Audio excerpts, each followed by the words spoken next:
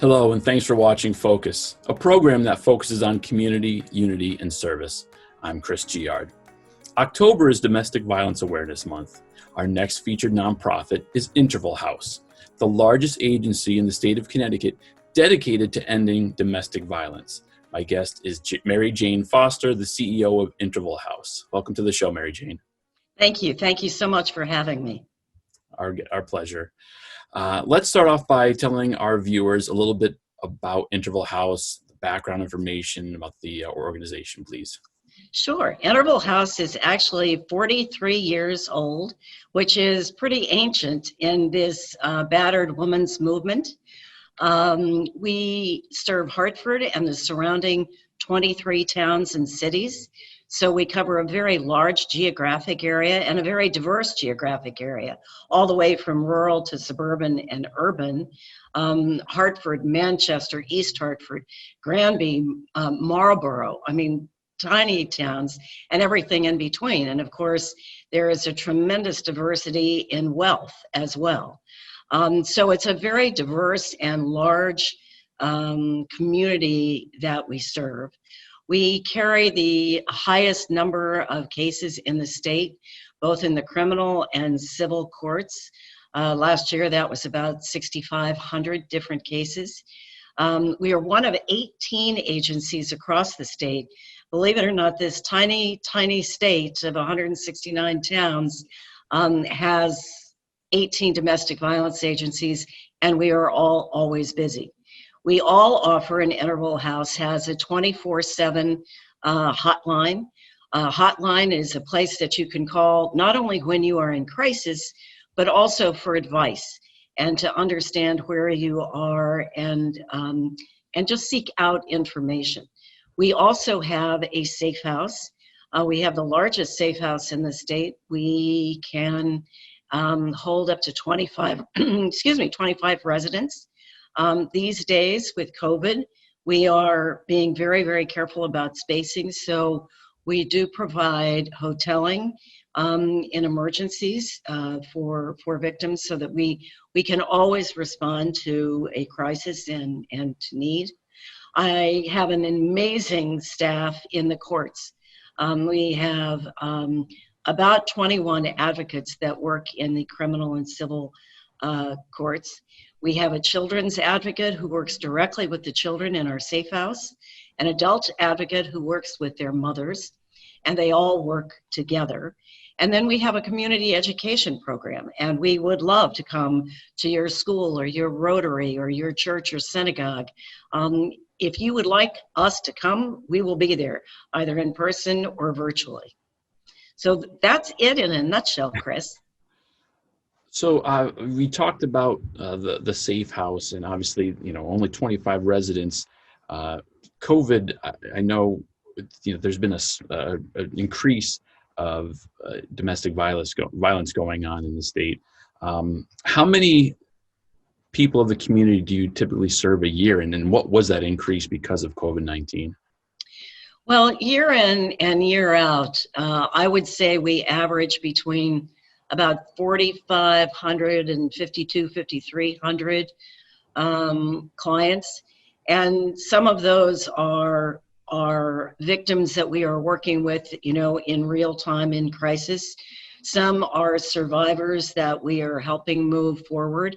But between 4,500, 5,300 has been my experience over the last 4 years that I've been with Interval House. Last year was 6,500. We had an increase in the last quarter of our fiscal year. That would be April, May, and June of fiscal year 20. Over the same period in fiscal year 19, we had a jump of 58% in the number of contacts we had. That's people reaching out to us and us reaching out to victims and survivors and making sure they are safe and they are healthy and they know that we're here for them. So that has resulted in a net increase of 25% in the number of victims that we are currently working with. It has meant an increase of about 8 or 9% in our safe house. And of course, on top of that, we have been utilizing hotels to a much greater degree than ever. To give you an idea of the financial impact, our hotel bills are running about $9,000 a month. Wow. That's over a typical month, which would be $1,000 or less. So this has really had a significant impact on us. The other impact that we have seen, of course, there is nothing more perfect for an abuser than isolation. And so the danger, the pressure, the tensions are heightened because of the isolation. A victim might have otherwise been able to get to work or go to a grocery store or church or synagogue or wherever, but now is at home. And of course, the added stressors of job insecurity, job loss, income loss, food insecurity, and having your children home because there's no childcare and schools were out, and then the added responsibility of homeschooling, the pressures are just enormous. And so we are seeing a lot of that. That's reflected in the increase in calls we're getting, but also in the requests for help. So for instance, we provide gift cards. Gift cards to a Walmart or a Target, as for instance, are very helpful because if a woman flees with her kids, we just had a victim arrive at the safe house about a month ago with 3 kids. They fled. They came with nothing.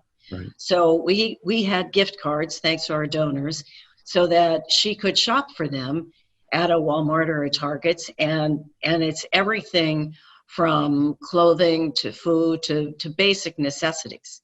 Obviously, our safe house has a pantry and food for all of our residents, but for those victims who leave and are elsewhere or find themselves out of work, we also have gift cards for them, whether it's a grocery store or it's a drugstore, because that sort of assistance is critical to keeping a victim safe. Lastly, of course, we have been asked to help with rent. We've been asked to help with security deposits, utility bill arrearages, so that you can get a new lease, things like that. The pressure has been tremendous on us financially, but think of the pressure on victims and survivors to try to stay safe and healthy in these times. It's really quite something.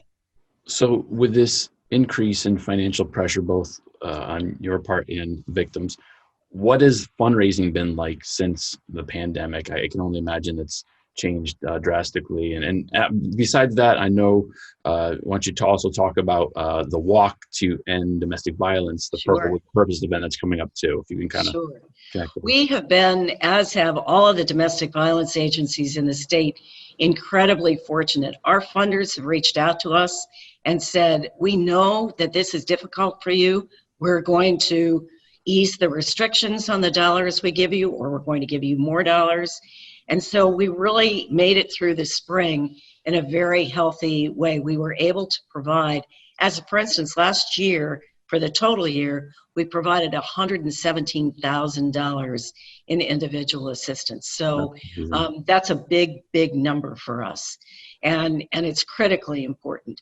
We've had individual donors who have said, I know I can't be of help otherwise, so I'm going to write you a check. So we have been incredibly blessed by that energy and that philanthropy. We, of course, are concerned, like everybody else is, about what the economy looks like going forward and how all of that is going to impact our funders. You know, the larger funders, not only the government, but the private foundations, family foundations that are so helpful to us. And then, of course, you know, just us regular folks who write checks to the things that we care about or to the people who need us most. So we are in full fundraising mode. October is Domestic Violence Awareness Month. To give you an idea, last year we raised about $75,000, and those are dollars that are unrestricted. So we can use them for security deposits or rent or food or let's just say, airplane tickets for 5, a mother and 4 kids Mm. who needed out of the state as soon as possible. So the fundraising is incredibly important this month. We were honored, incredibly honored, that Jennifer Doulos' family and friends encouraged us, supported us in naming our annual domestic violence walk for her this year. Jennifer is just one story of a victim, and we honor victims and survivors in October. But her story is particularly gripping because we always think that domestic violence, excuse me, doesn't happen in a community like Farmington, Right. or in a wealthier place, or to someone who is educated or highly visible in the community. And it is a lesson that it happens everywhere. 1 in 4 women, 1 in 7 men. So if it's not you, it's someone you know or you will know. So our walk kicks off this Thursday, and it's the first annual Jennifer Doulos Memorial Walk. You can find us at intervalhousect.org and sign up for the walk. You can walk virtually, you can make a donation, or you can build a team and fundraise around that team. We will obviously be fundraising all month long, but the walk is a virtual walk for 4 days. I've signed up, and I'll be taking my little dog with me, and I am building a team of people that I hope will either walk with us through Bushnell Park, or in actually socially distanced, of course, or virtually. And we welcome, the wonderful thing about a virtual walk, or a walk generally, is the more the merrier, the more the better. So I would urge your viewers to join us, intervalhousect.org. What are some of the other ways people can get involved and volunteer? They contact the same website? Is there anything? Absolutely, intervalhousect.org, and you will see our wish list of items. In the first days of COVID, we stopped accepting all in-kind donations, and that's a huge way that people can support us. Diapers, we always need diapers, and paper towels, and of course, like everybody else in the world, toilet paper, but all cleaning supplies, Clorox, wipes, laundry detergents, dish detergents, all of those things will be really, really helpful. At this time, we are not working with volunteers in person. Okay. Because it's just, we need to stay safe, and we need everybody else to stay safe and healthy also. So we have stopped that for now, but let's hope we get back to it before too long. Agreed.